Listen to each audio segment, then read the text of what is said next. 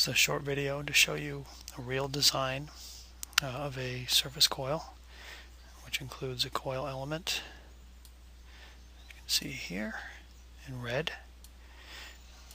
the tuning rod, the matching rod, and the BNC connector. This connector here is what's called the acronym BNC. I actually don't know what that stands for, but you're probably familiar with a BNC cable, maybe from connecting your cable TV, or it's a very common coaxial cable with a 50 ohm impedance. So let me just take away some of these layers here, so that we can look at the innards. So if you remember from the lecture notes, we looked at the matching network. So what I'm showing here, that matching network had adjustable capacitors. So the adjustable capacitors in this circuit here are these purple discs, or these purple cylinders. Okay, and these kind of silvery blocks here are used to fix the capacitors in place, because they're being these are of course adjustable capacitors, so they're being turned by a shaft.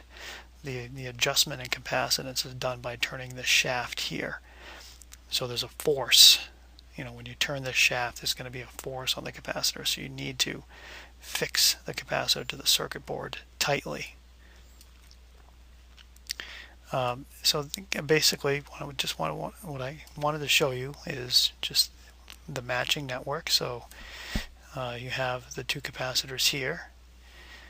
Here's the BNC cable, would come in here, and this eventually would be, although it's not shown here, but as being soldered down.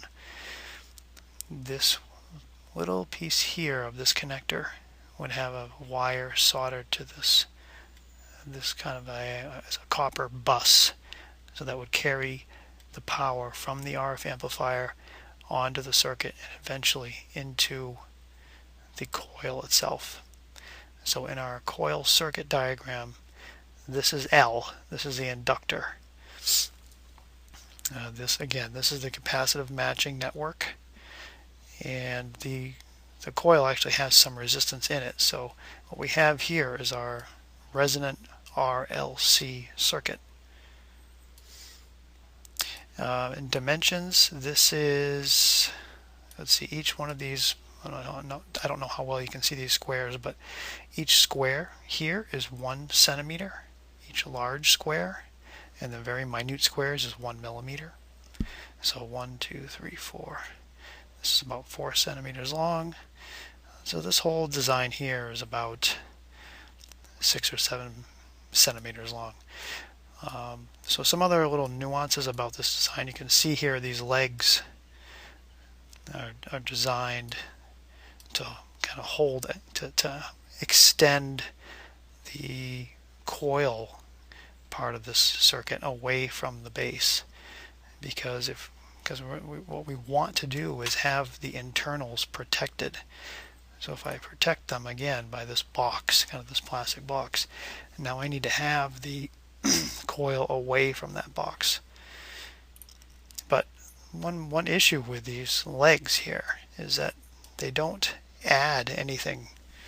They really just take away from the quality of the image. So it's important to keep, if you're going to design a circuit like this, it's important to keep these legs as short as possible. And so this little block of plastic here, I just have it there as kind of a support structure, so that when this is on, the coil isn't easily bent up and down. So the application of this would be, you can envision putting this coil over for example, the brain of a mouse or the brain of a rat, or you could even do something like other organs in small animals, such as the heart. So that's it. If you have questions about this, please let me know, and I will answer them as best I can. Thank you.